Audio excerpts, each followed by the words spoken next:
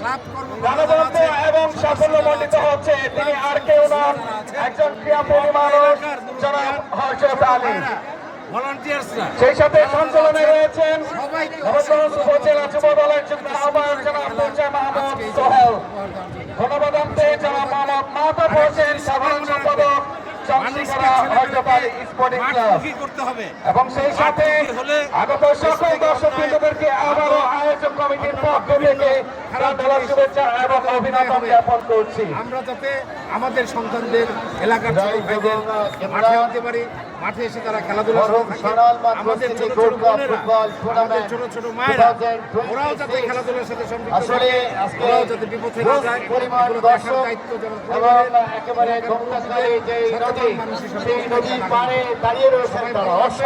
সুস্থ থাকবে। আমরা বিনীত অনুরোধ করছি আমাদের মা বোনদের পাশে যে সকল পুরুষ দর্শক রয়েছেন আপনারা সেই জায়গাগুলো ছেড়ে দেবেন।